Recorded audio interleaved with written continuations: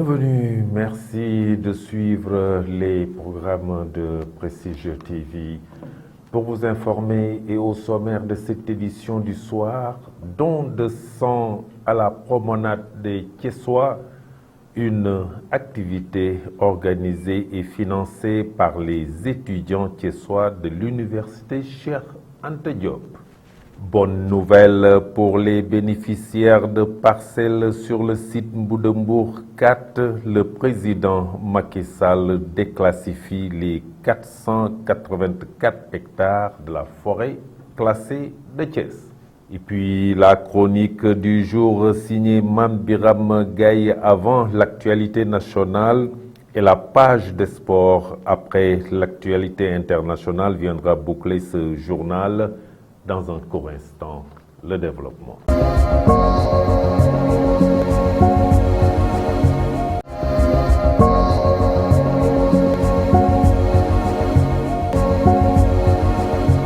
Mesdames, mademoiselles, messieurs, bonsoir et bienvenue dans ce journal que nous ouvrons avec le point Covid du jour.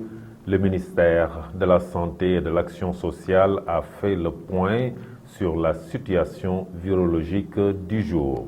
En ce mercredi 27 juillet 2022, sur 1023 tests réalisés, 46 nouveaux cas sont revenus positifs au coronavirus. 2 cas importés, 44 cas issus de la transmission communautaire. 48 patients ont été contrôlés, négatifs et déclarés guéris. Aucun cas grave n'est pris en charge dans les services de réanimation des hôpitaux. Aucun cas de décès n'a été enregistré hier mardi. L'état de santé des autres patients reste stable.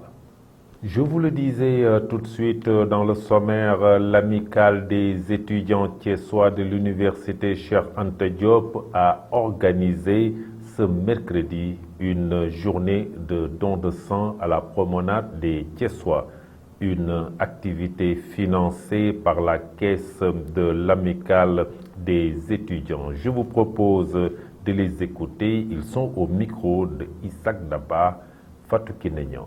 Bon, conscient de cette situation qui se déroule à l'hôpital régional de Thiès, manque de sang, étant jeune, étant étudiant, nous avons l'obligation de secourir la banque de sang de l'hôpital régional de Thiès. C'est pour cela que nous avons organisé cette activité en collaboration avec l'hôpital régional pour les secourir par rapport à cela. Bon, nous lançons un appel à toutes les autorités de la ville de Thiès, particulièrement le maire de la ville qui est le premier bailleur, parce que qui parle d'étudiants, il a forcément besoin des autorités qui seront auprès de lui pour l'épauler, pour en tout cas l'encourager pour qu'il puisse mener bien ses activités. Donc par ma voix, en tant que président, je lance un appel au nom de tous les étudiants pour que les autorités de notre chère ville nous secourent, nous encouragent pour qu'on puisse également mener nos activités comme nous le souhaitons bien évidemment.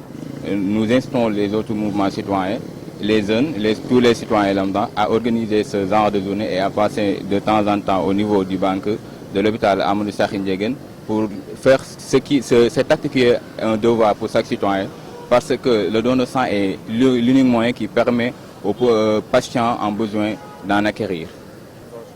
Bon, nous avons financé cette activité par nos moyens, les moyens de la coordination qui lui permettent de faire toutes ces activités. Bonne nouvelle pour les bénéficiaires de parcelles sur le site de Mbour 4. Le président de la République, son Excellence Macky Sall, déclassifie les 484 hectares de la forêt classée de Thiès en signant le décret.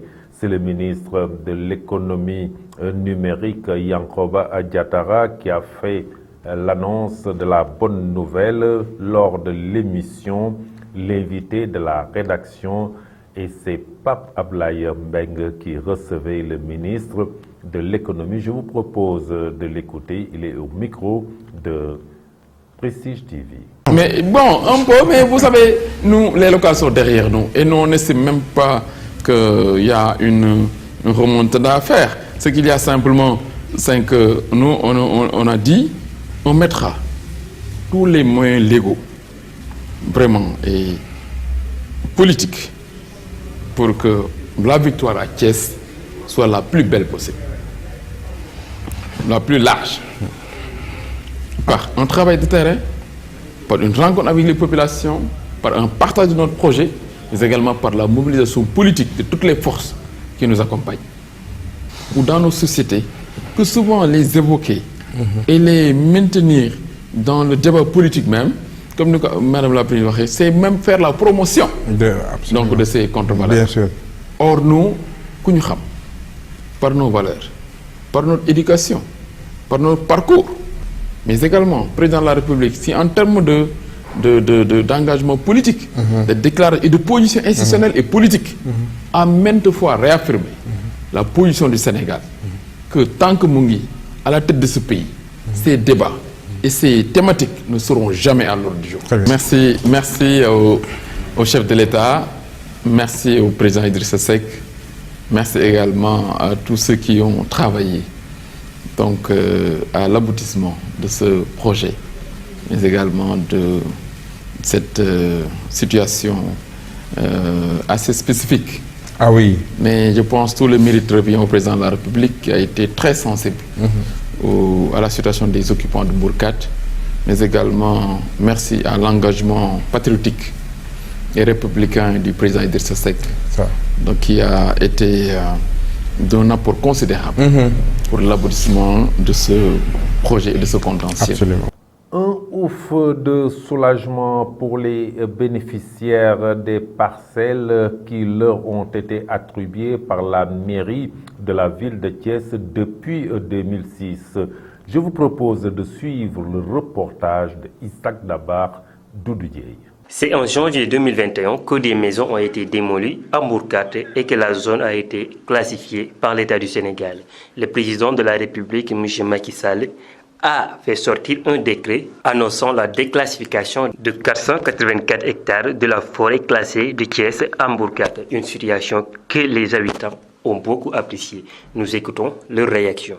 Nous exprimons notre satisfaction en tant que population de Mbourkat, en tant que responsable de Mbourkat. C'est un combat de dizaines d'années. Les populations ont souffert pendant des années.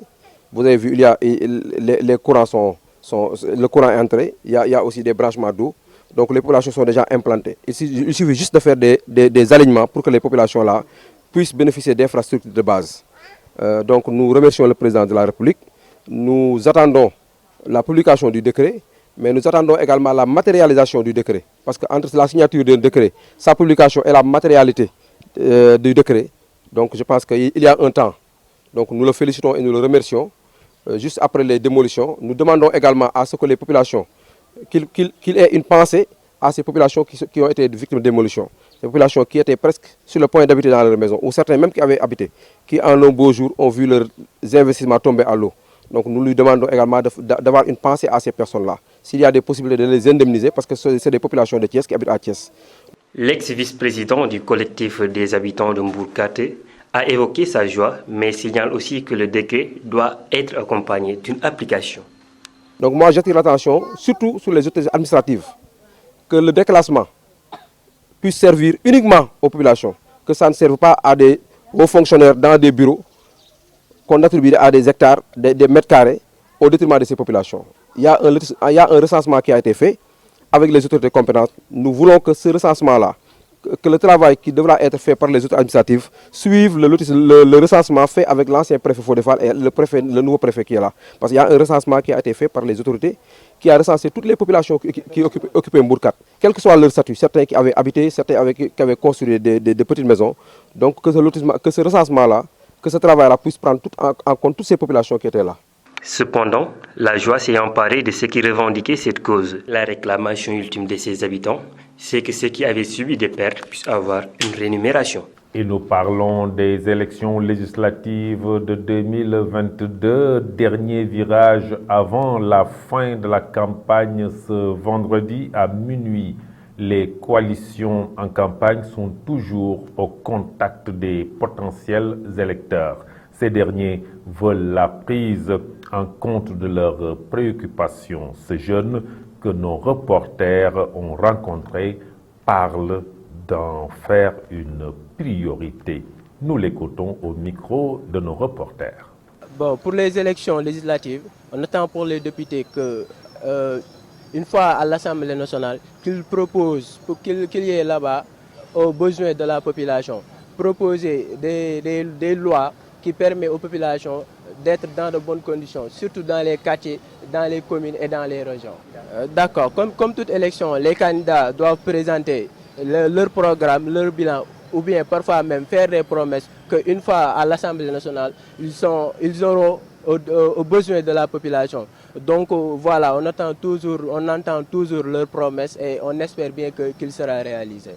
Et puis, à présent, la chronique de Mame Biram Gaye, elle porte sur les législatives passées et à venir. Nous l'écoutons. Alors que l'on s'achemine tout doucement vers le renouvellement des mandats des parlementaires avec des élections législatives du 31 juillet prochain, beaucoup de Sénégalais ne manquent de s'interroger encore sur la conformité de la législature passée relativement au travail parlementaire attendu des représentants du peuple. En effet, élu le 30 juillet 2017 et installé officiellement le 14 septembre 2017 dans les fonctions de représentant du peuple sénégalais pour 5 ans. Après 5 ans de législature, le bilan de l'actuelle Assemblée nationale est ainsi plus que jamais sujet à controverse. Les propositions de loi et de contrôle de l'action gouvernementale où ils étaient très attendus, les députés de la 13e législature ne semblent pas faire mieux que leurs prédécesseurs de la 12e législature en termes de travail parlementaire. Moustapha Diakhaté, président du groupe parlementaire de la majorité Benno Bokk Yakaar pendant la 12e législature, et ses collègues avaient pourtant réussi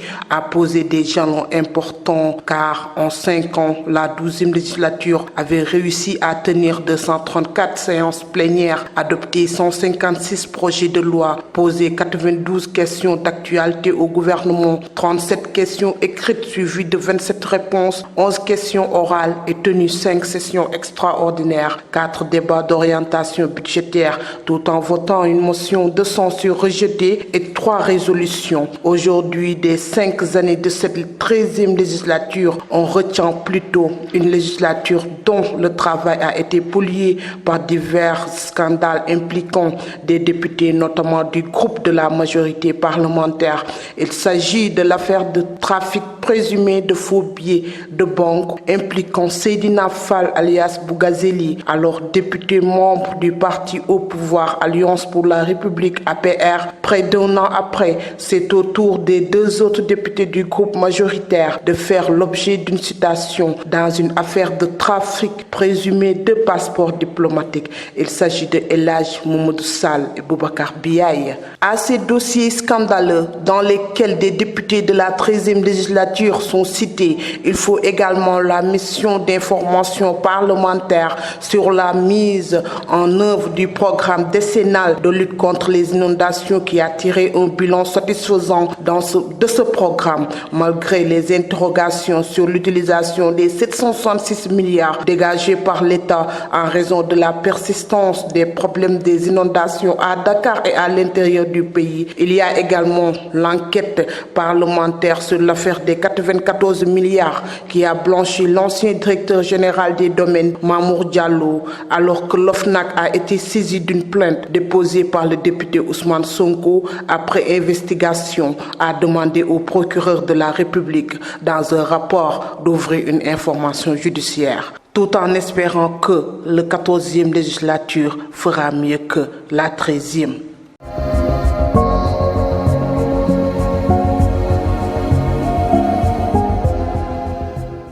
Et dans la page de l'actualité nationale, les 8 coalitions invitées à préserver la paix sociale à Sénaux, l'intersyndicale décrète encore 48 heures de grève.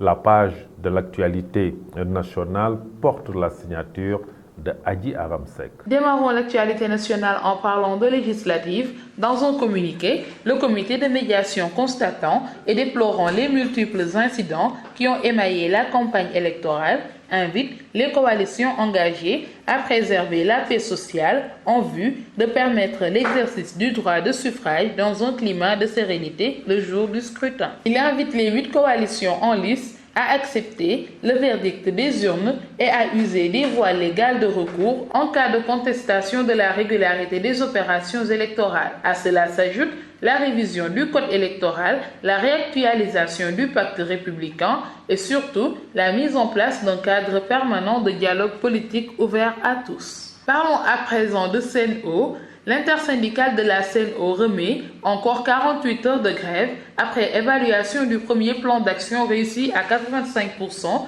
d'après les syndicalistes qui dénoncent le silence de la direction générale. Ils promettent de continuer le combat jusqu'à satisfaction totale de leurs revendications. À rappeler que l'intersyndicale revendique l'amélioration des conditions de travailleurs ainsi que l'augmentation des salaires. Terminons l'actualité nationale à Louga. Le Français qui était accusé de viol sur des talibés acquitté. C'était un ressortissant français de 36 ans. Il a été arrêté par la police de Louga le 23 décembre 2020 pour une histoire de meurtre impliquant des enfants talibés. Après, hier, lundi 25 juillet 2022, à la barre de la chambre criminelle du tribunal de grande instance de Louga, l'accusé, responsable de l'association Action en faveur des enfants de la rue, une structure humanitaire s'occupant du bien-être des enfants talibés, a nié les faits qui lui sont reprochés. La défense a plaidé l'acquittement pour absence de preuves. Pour elle, on ne peut pas se baser sur les accusations de mineurs qui ont changé de version à plusieurs reprises pour entrer en voie de condamnation. Les avocats ont été suivis par la chambre criminelle qui a acquitté l'accusé au bénéfice du doute.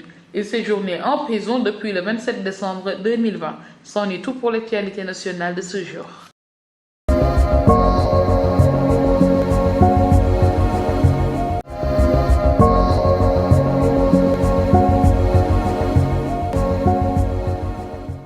Et sur l'international référendum en Tunisie, la nouvelle constitution adoptée malgré une forte abstention. La page de l'actualité internationale, c'est avec Ramatoulaye Sissé. Démarrons l'actualité internationale au Mali. L'armée malienne de nouveau attaquée. Les forces armées maliennes ont encore été fait l'objet d'attaques. Il s'agit d'attaques simultanées.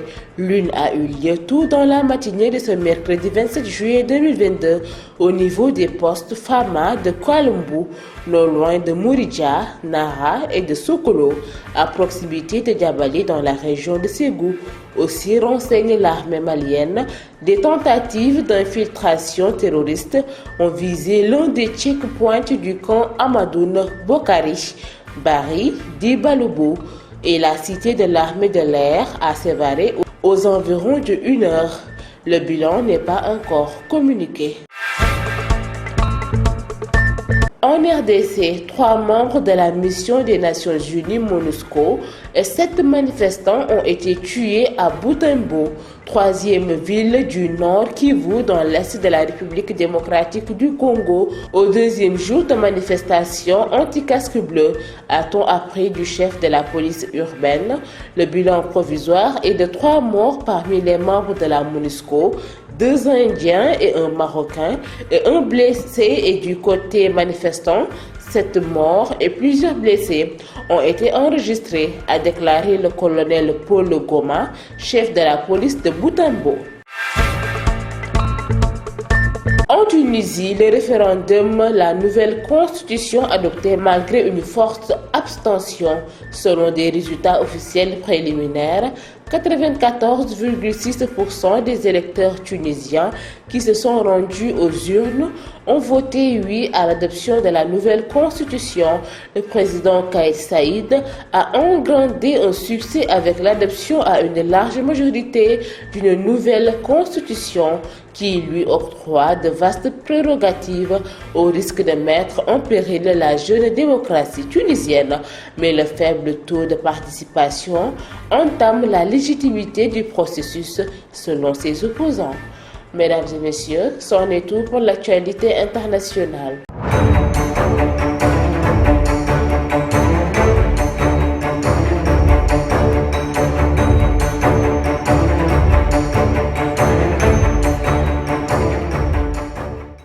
Et dans cette page de l'actualité sportive, Sadio Mané est célébré par le Bayern après son trophée au CAF Awards. Et en lutte olympique, le Sénégal ira en Turquie avec 2 filles et 3 garçons. La page de l'actualité sportive, c'est avec Fatou Fall. Démarrons les actualités sportives avec Sadio Mané, qui est célébré par le Bayern après son trophée au CAF Awards.